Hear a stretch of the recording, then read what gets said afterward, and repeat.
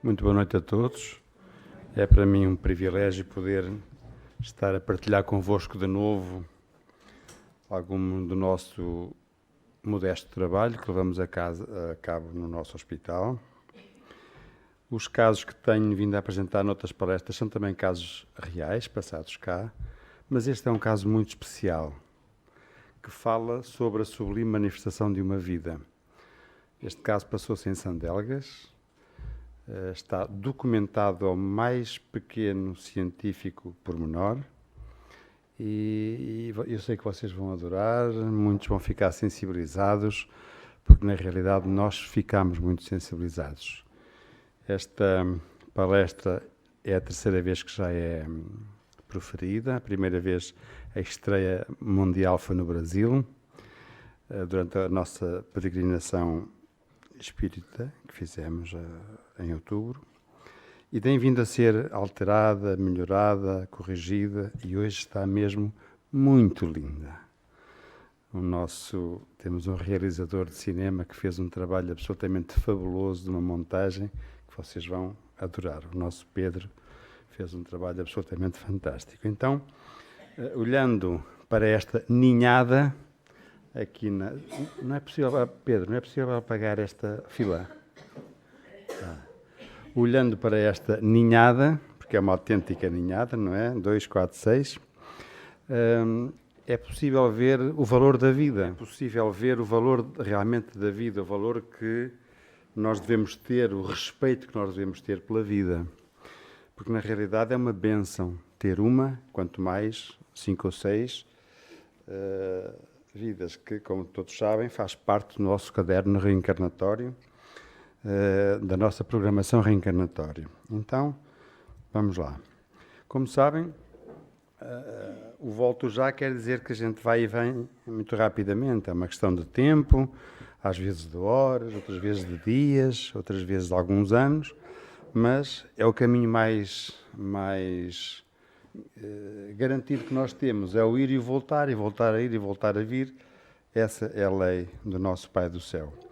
E estudando alguns dos livros espíritas sobre os quais está baseada esta palestra, eu refiro que, após a prece de Adelino sobre os influxos das energias sublimes de espíritos superiores, Raquel recebe o espírito de Sigismundo dos braços da sua avó materna.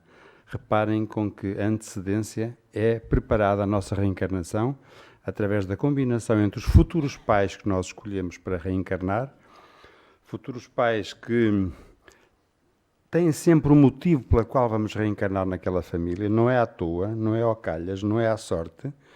Esse percurso reencarnatório é escolhido em primeiro lugar, por nós que vamos reencarnar, e em segundo lugar é sempre escolhido de acordo com os nossos mentores espirituais. Esse acordo comum, que é sempre para nosso bem, porque quando nós somos tortos e teimosos e queremos reencarnar noutra situação, os nossos mentores não permitem, então impõem-nos a reencarnação, essa sim vai ser a melhor para nós. Por via de regra, a reencarnação é escolhida de comum acordo, em que qualquer um de nós neste momento, possivelmente já terá a próxima reencarnação combinada. O caderno de encargo já está assinado, nós já nos encontramos com os nossos futuros pais lá em cima, no plano espiritual, e já acertamos tudo isso. Agora estamos à espera de chegar a nossa vez, mas ela chegará mais rápida do que nós pensamos. E então, diz o neto para o avô, eu também não acreditava na reencarnação quando tinha a tua idade, porque exatamente estou a lembrar-me do nosso Pedrinho, não é? O neto do nosso casal, diretor da nossa associação, a falar para o avô, a dizer isto: avô, eu quando era da tua idade não acreditava na reencarnação. Mas na realidade o netinho já foi muito mais velho que o avô, e o avô se calhar já foi muito mais velho que o netinho noutras andanças. É só para não nos esquecermos de que realmente vamos e voltamos. E então, na pergunta 132 do Livro dos Espíritos, Allan Kardec pergunta à espiritualidade: qual o objetivo da encarnação dos espíritos? E é-lhe respondido: Deus lhes impõe a encarnação com o objetivo de fazê-los chegar à perfeição. Para alguns é uma expiação, para outros é uma missão. E ela tem ainda outra finalidade, que é de pôr o espírito em condições de cumprir a sua parte na obra da criação de Deus.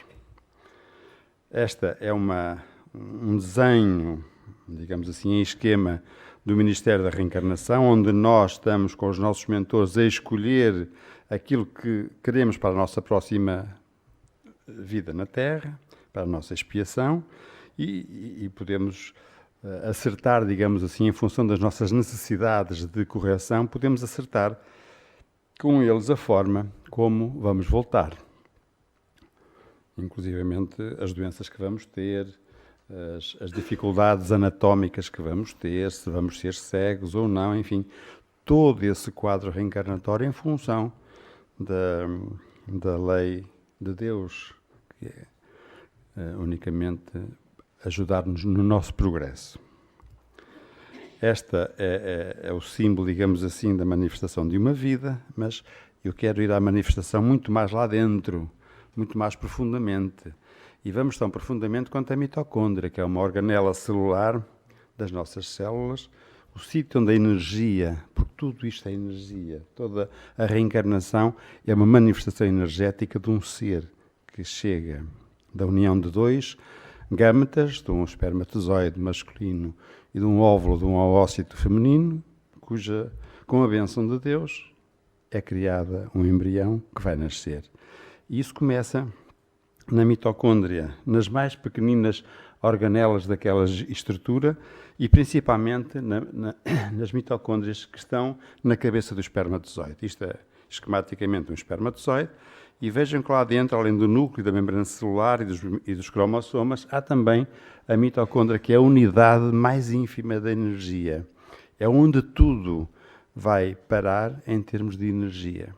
É aqui que começa o nosso aprimoramento da nossa encarnação. É aqui que vai parar toda a energia negativa que nós produzimos, que vai influenciar aquelas mitocôndrias, que são os seres, que são as organelas onde são armazenadas todas as fontes de energia que depois vai fornecer energia ao nosso organismo. Toda a energia negativa vai ali parar, toda. E a positiva também vai ali parar.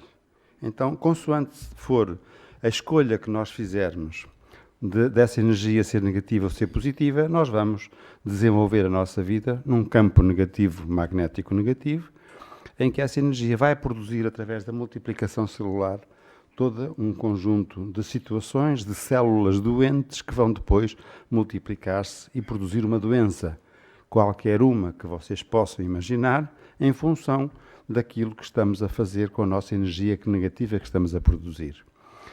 Se odiamos, se matamos, se roubamos, enfim, se não temos qualquer tipo de escrúpulos, essa carga vai ser de tal modo pesada que muito rapidamente ela se vai manifestar em termos físicos com doenças.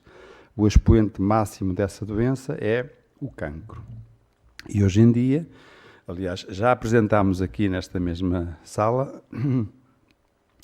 com documentação científica, curas de metástases de um carcinoma documentadas, com ressonâncias magnéticas, a partir do momento que a nossa irmã começou a receber tratamento na casa espírita, no nosso hospital, e conseguimos, os espíritos, conseguiram que ela ficasse curada daquelas metástases. Os meus colegas do IPO ainda hoje estão por compreender, e vão continuar durante mais algum tempo, como é que foi possível que umas metástases regrediram sem qualquer tipo de tratamento médico.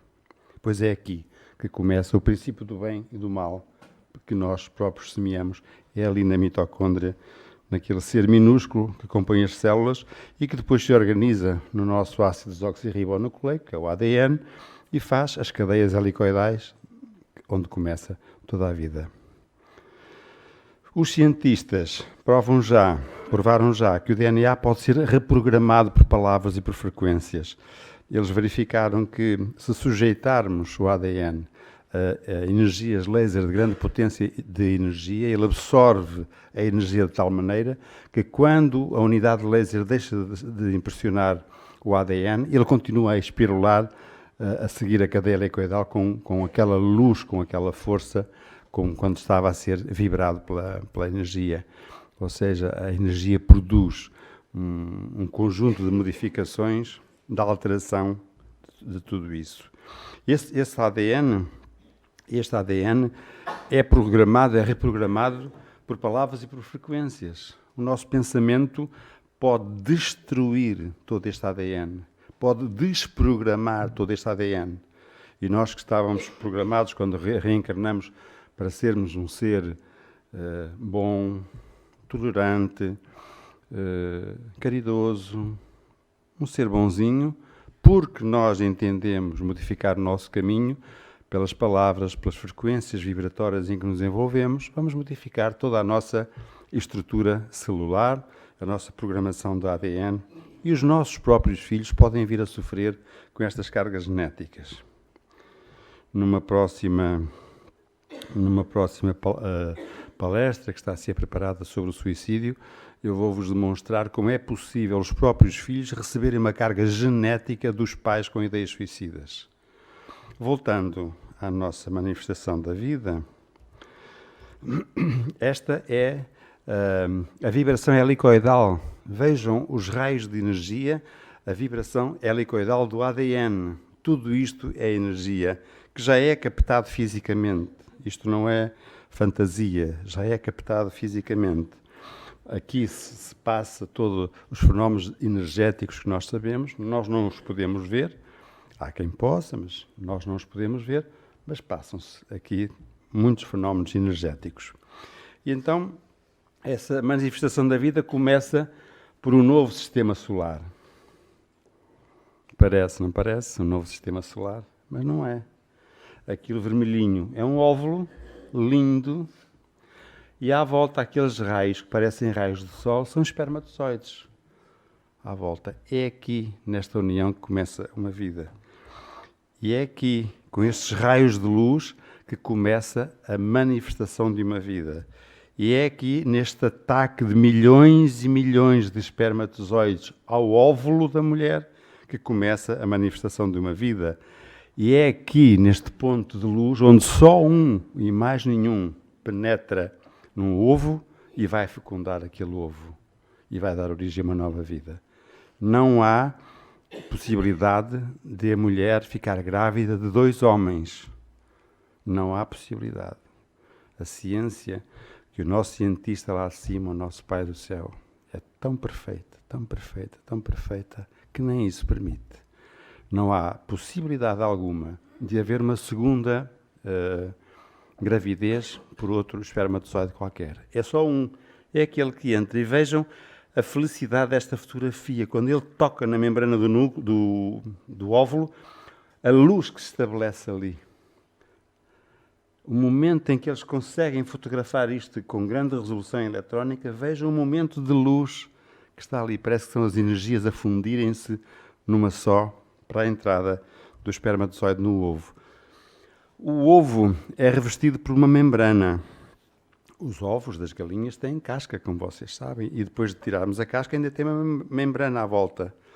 Aqui essa membrana é constituída por ácido hialurónico, a do ovo também, curiosamente, e de colagênio. É por isso que quando temos uma queimadura, se colocarmos a clara do ovo em cima, a reconstituição da queimadura é em 24 horas feita, porque aquilo que for danificado pela queimadura, o colagênio, o ácido hialurónico da pele, imediatamente a clara do ovo, que é muito rica em albumina, em ácido hialurónico e em colagênio, vai fazer a restituição imediata da pele.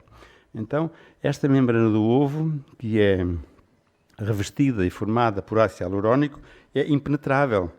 Só que, outra vez, o nosso cientista lá de cima fez com que, isto é microscopia eletrónica de grande resolução, fez com que a cabeça do espermatozoide produza uma enzima que se chama hialuronidase, que é uma enzima do grupo da mucopolissacaridase. São enzimas que entram nos tecidos e digerem os tecidos, fazem com que aquele tecido seja, digamos assim, corroído. E neste caso, a hialuronidase o que é que vai fazer? Destrói o ácido hialurónico daquela membrana celular, daquela membrana do ovo, e vai penetrar naquele ponto. E ele acaba de penetrar e imediatamente é fechado aquele ponto de entrada e começa um embrião a ser formado. Neste caso, um embrião com 8 semanas, onde já se vêem os olhinhos, os dedos, os ouvidos, a coluna vertebral, o coração, e cá vamos no nosso desenvolvimento por aí afora de pequenos girinos, parecemos girinos, até chegarmos à forma humana.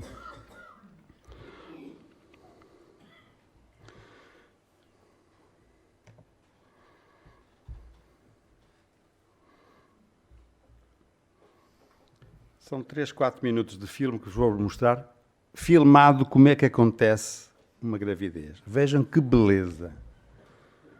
Vejam que beleza. A entrada na vagina dos espermatozoides, milhões e milhões de espermatozoides, uma maratona de correria enorme.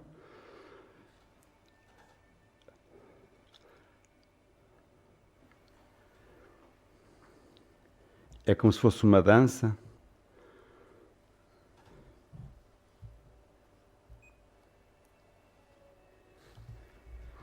Todos esses espermatozoides vão encontrar-se com o ovo no terço externo da trompa de Falópio, sempre. Quando isso não acontece, há uma gravidez extrauterina. E eles vão por ali abaixo nas trompas, isto são as trompas, com estes flagelozinhos, parecem cílios vibráteis, não é? Parece uma catifa. Este é ele. Olhem a dança deles à volta do ovo. É belo este filme.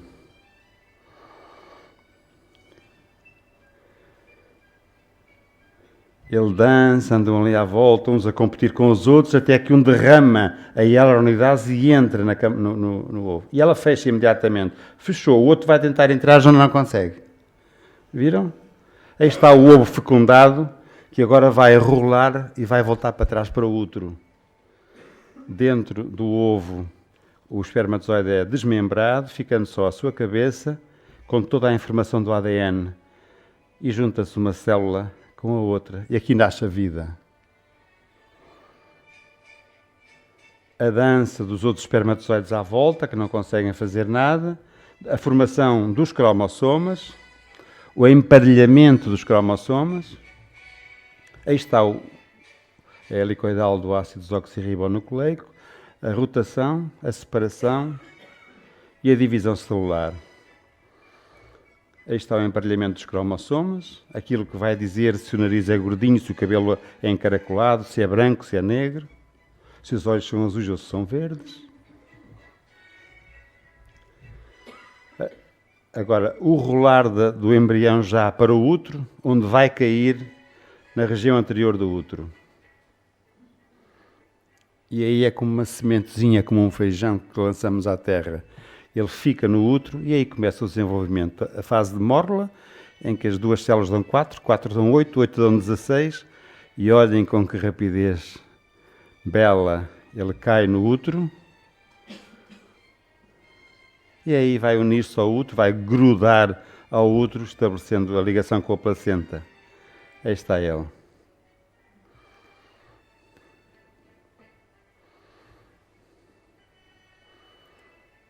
E agora o desenvolvimento rapidíssimo.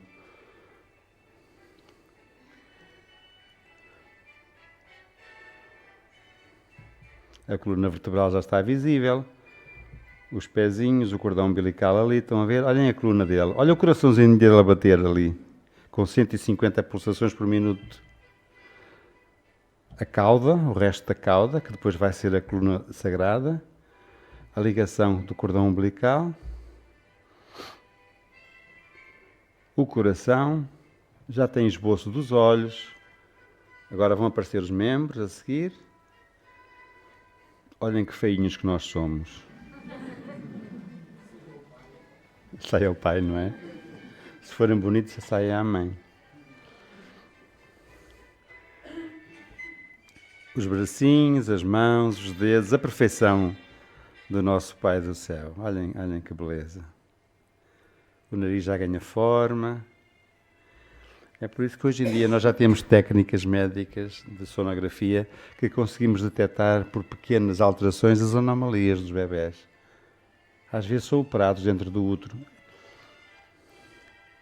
E agora o feto já a mexer, a coçar o nariz, a coçar os olhos, a pôr o dedo na boca, a meter o pé na boca.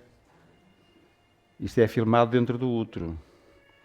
a abrir a boca, nós, dentro do útero da nossa mãe, bebemos o líquido, respiramos o líquido. Cá fora morremos afogados, mas lá dentro podemos respirar o líquido sem problema nenhum.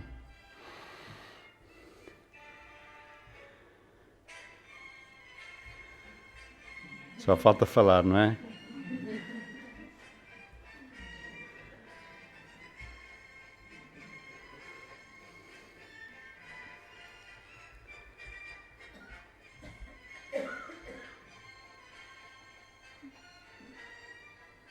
Parece que está a falar com a mãe.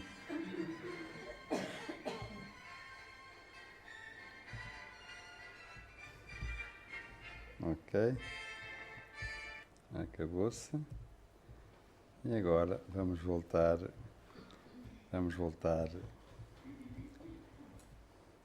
outra vez. Eu disse, parece que está a falar com a mãe, mas ele fala com a mãe. Ele ouve a mãe. Qual é a mãe que depois de ver uma coisa destas é incapaz de desejar ser mãe? Ou feita a pergunta de outra forma, qual é a mãe que depois de ver uma manifestação desta vida é capaz de intentar contra a saúde, contra a vida do seu filho? Mas ainda há tanta gente que o faz. Então eu espero que este filme tenha despertado nas mulheres presentes que ainda não são mãe o desejo de voltarem a ser mãe só para terem este prazer único que só vocês podem ter. Os homens, por enquanto, ainda não podemos ter filhos. De maneira que não percam esta oportunidade de dar à luz uma nova vida e, como eu costumo dizer, sempre no mínimo 3 filhos. Porque se forem 2, quando vocês morrerem, substituem-se por outros 2, então o que é que vieram cá fazer? Temos que deixar mais alguma coisa, não é? Para além do nosso aprimoramento, temos de deixar também os nossos queridos filhos, que são os nossos filhos de muitas vidas.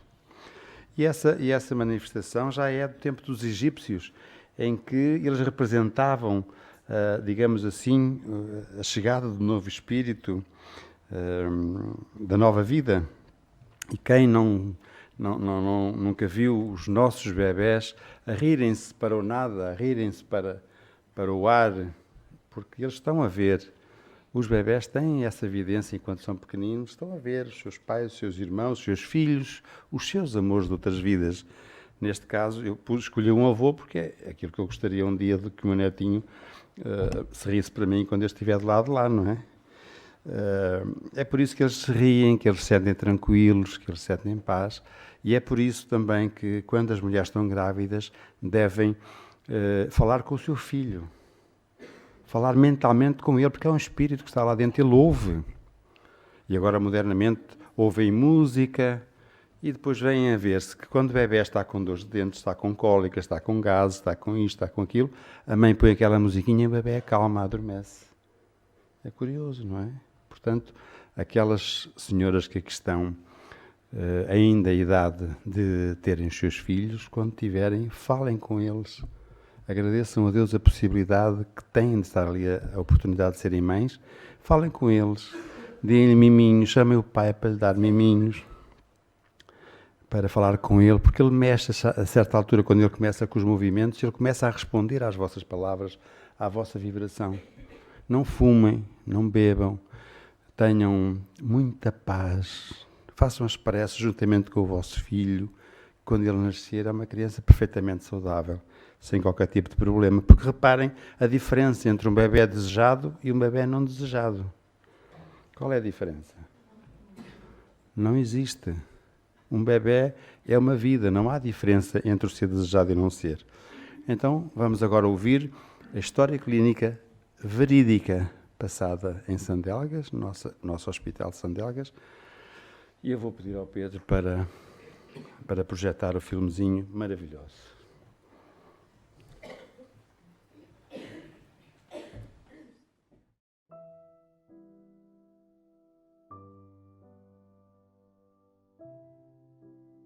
Pedro tinha 31 anos, era vendedor e filho de pais separados desde os 3 anos. Conhece Filomena, uma linda mulher com 36 anos, abandonada pelo pai aos 11 e namora com ela durante 2 anos em segredo. Filomena, que até então era muito doente, melhora bastante dos seus problemas de saúde a partir do momento em que conhece Pedro. O seu pai batia-lhe com muita frequência, tornando a sua vida no martírio. Ela vinha de uma relação muito conturbada, que aguentou dos 21 aos seus 35 anos, sofrendo repetidas vezes de violência doméstica. Ao fim de 10 anos de martírio conjugal, Filomena separa-se do seu companheiro. No decorrer da sua atividade laboral, conhece a mãe de Pedro, que lhe diz adorar vir a ser a sua sogra. Sente uma grande atração pela mãe de Pedro, com quem cria uma forte ligação. Mas, entretanto, Pedro e Filomena separam-se. E ao fim de 2 meses, sem se verem, Pedro procura Filomena. E na noite mágica de 9 de maio de 2014, Filomena fica grávida. Pedro ignora que ela se encontra grávida. E Filomena, por sua vez, também não sabia que se encontrava nessa situação. Em junho de 2014, Filomena tem uma grave crise de acne. Vai à farmácia, compra isotretinoína, toma 4 vezes por dia e ignora que está grávida. Trata-se quimicamente de um medicamento teratogénico, cujo uso na gravidez é terminantemente proibido. Estranhando o atraso do seu período menstrual, faz um teste de gravidez que é negativo. Contudo, a 14 de julho, repete o mesmo teste e dá positivo. Ao informar Pedro, este revoltado não aceita e diz-lhe: "Se tiveres esse filho, nunca mais me voltas a ver." Filomena responde-lhe: "O meu amor não está à venda." Fala então com uma amiga que tinha abortado e que a aconselha no sentido de não abortar. Em 21 de julho de 2014, decide ir à maternidade. Fazem-lhe uma ecografia que revela vitalidade fetal. A ecografia revela uma gestação de 10 semanas mais 4 dias. Informa a médica de serviço da tomada do medicamento isotretinoína. Imediatamente, vê-se envolvida por uma junta médica de 5 médicos que, em uníssono, lhe aconselham o aborto terapêutico de imediato. É informada sobre os métodos legais sobre o procedimento e aceita fazê-lo. Informa Pedro, que fica aliviado com a sua decisão. Uma vez que a gestação já era de 10 semanas, a médica de serviço dá-lhe dose dupla de mifepristone, tomando de imediato, e na sua presença, 2 dos comprimidos abortivos. Este medicamento bloqueia a produção de progesterona, hormona necessária à manutenção da gravidez. Entregou-lhe, depois, 2 comprimidos paracetamol, mais 4 comprimidos misoprostol, que deveria aplicar na vagina às 24 horas. Sente então uma força incrível de atração e vem ao GEAC, a nossa casa espírita, à sessão da noite, para receber energia para enfrentar a tormenta que se avizinha. Chega ao centro e intencionalmente senta-se na última fila, dizendo à amiga que a acompanhava que, se recebesse alguma mensagem, não queria que alguém soubesse que era para ela. A palestra da noite tinha como tema Conceção e Vida. E o primeiro slide que surge no ecrã é de um bebê dentro de um cesto. Filomena interpreta de imediato esta mensagem direta para si e começa a chorar. Sentia o seu bebê a mexer dentro do seu ventre. Não é habitual, no nosso centro, em reunião pública, dar passividade a entidades, à exceção do mentor da casa. Mas nessa noite, no final da sessão pública, a médium dirigente dos trabalhos dá passividade a uma entidade que se apresenta chorando muito aflita. O doutrinador intervém e pergunta: "Por que choras?" "O meu pai não me quer e a minha mãe está a pôr-me para fora." O choro convulsivo continuou por mais algum tempo. O doutrinador intervém de novo, pedindo uma prece coletiva no sentido de ser possível ajudar aquele espírito em sofrimento. A entidade afasta-se. No fim da sessão, Filomena acerca-se da médium, dizendo que tinha a certeza que era o seu filho que se manifestou. Pede ajuda, pois estava desvairada sem saber o que fazer. Tinha decidido não levar por diante aquele aborto. Após a intuição recebida pela médium, é aconselhada a recorrer à maternidade para repetir a ecografia. Seria de esperar que o seu bebê, depois daquela dose dupla e letal, deveria estar morto. E eram 23h45 quando Filomena se dirigiu à maternidade, pedindo à médica de serviço a realização de nova ecografia para atestar o estado de morte do seu bebê. Foi com enorme surpresa que ouviu a médica dizer-lhe: "O seu bebê está vivo, bem vivo, e já tem braços e pernas formados." Filomena decide então levar para diante esta gravidez, pese embora saber que iria perder Pedro, o seu grande amor. É decidido então fazer uma corrente de oração nas reuniões mediúnicas da nossa casa, que se mantêm até ao nascimento do bebê.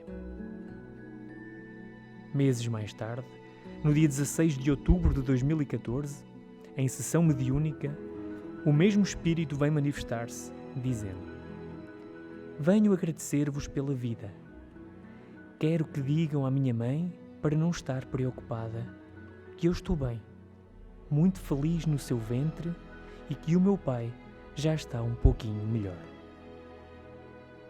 Por favor, deem um beijinho meu à minha mãe." Pedro mantém hoje uma relação muito bonita com Filomena e acabou por aceitar o seu filho. No dia 21 de fevereiro de 2015, às 0h14, nasceu o Tiago Gabriel.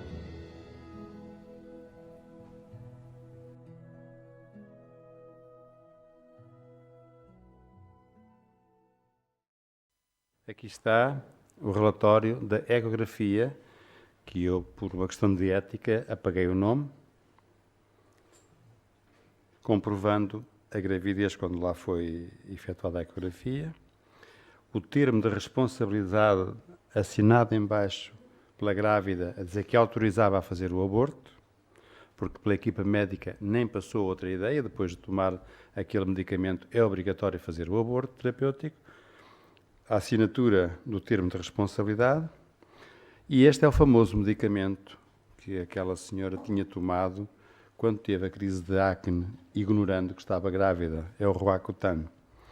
O Roacutan é a isotationina, que é um fármaco utilizado na medicina para tratamento do acne severo e da rosácea. É utilizado também em tratamento de quimioterapia, em determinado tipo de cancros, nomeadamente o neuroblastoma, e é um medicamento extraordinariamente teratogéneo, quer dizer, ou mata o embrião ou provoca-lhe gravíssimas lesões incompatíveis com a vida.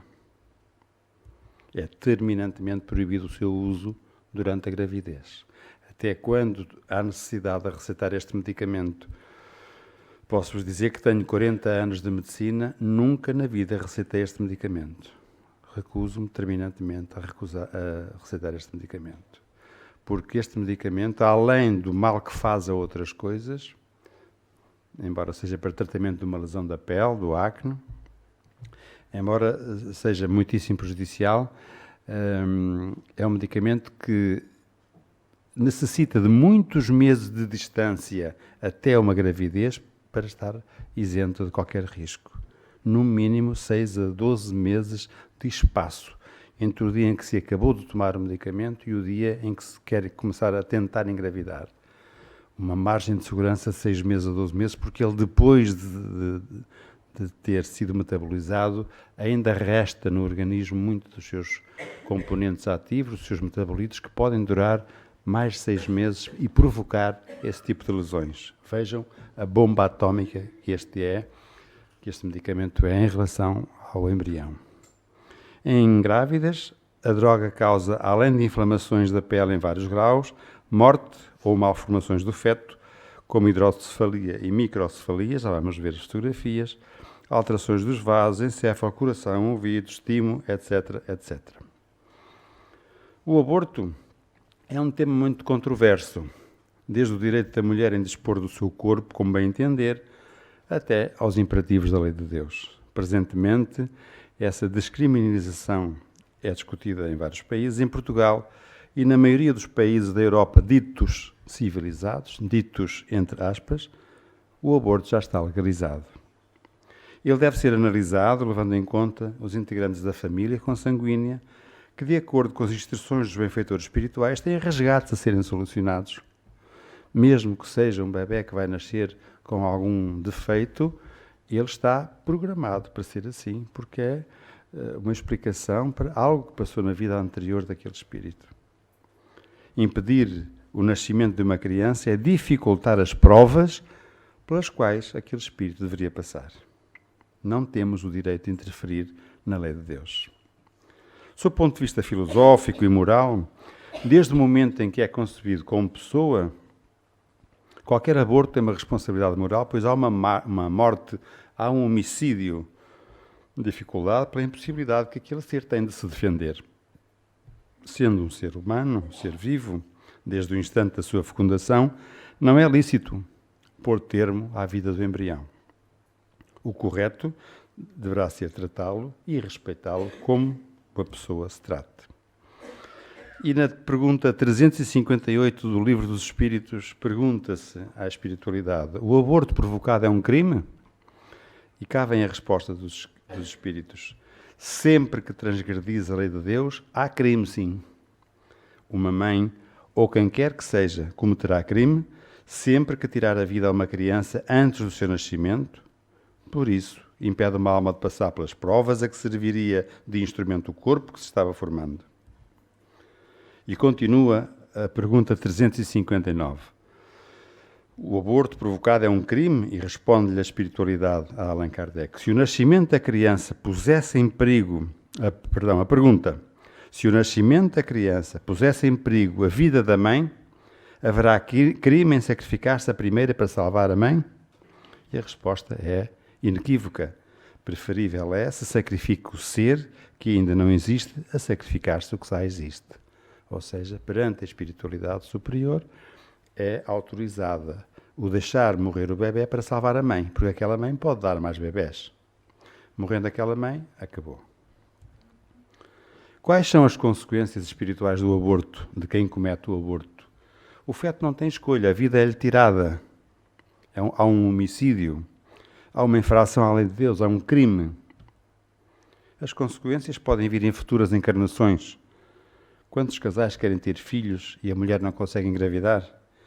Fala-se também em graves desajustes perispirituais a refletirem-se no corpo físico, na existência atual ou na futura, em algumas formas de cancro, esterilidade, infecções renitentes, frigidez, nascimento de crianças com trissomia 21, com outros síndromes bastante difíceis, para exatamente aquela mãe dedicar a vida ao seu filho, uma vida inteira de amor, para saber dar valor àquilo que fez quando o matou, numa vida anterior. O que é que provoca aquele medicamento, Roacutan? Provoca microftalmia, que é isto: o bebê nasce assim, com os olhinhos quase fechados, às vezes nasce cego, mas consegue nascer. Reparem que é uma consequência daquele medicamento, obrigatória. Provoca também uma hidrocefalia, neste caso já detectado através de uma ecografia. Uma hidrocefalia acontece sempre que há uma dismorfia da cabeça em relação ao resto do corpo. A cabeça é muitíssimo maior daquilo que é o corpo. O bebê é pequenino, normal, recém-nascido, e a cabeça muito maior. São casos que levam sempre à morte, mais tarde ou mais cedo, se bem que, durante o espaço em que nascem até ao espaço que morrem, provocam um sofrimento atroz, sofrem eles e fazem com que os seus pais e as pessoas da família, digamos, mais chegadas, sofrem também com eles. Normalmente faz-se uma cirurgia, abre-se o crânio, abre-se uma fístula e, através de um tubinho, faz-se drenar este líquido que está a mais dentro da calote craniana, normalmente a nível abdominal, ou para a bexiga, ou para o ureter, e através desse escoamento desse líquido, o volume da cabecinha vai diminuir. São casos muitíssimo graves. Essa compressão interna provoca uma exoftalmia, uma compressão dos olhos para fora, os olhos parece que vão sair da órbita e acabam sempre por morrer. Acontece é que há alguém muito superior a nós que nos põe a sua mão. Este alguém é a mão de Jesus. Esta é a mão de Jesus que pega em nós e nos abençoa e nos protege e nos diz: não te preocupes, meu filho, mataram-te agora, mas eu vou-te salvar.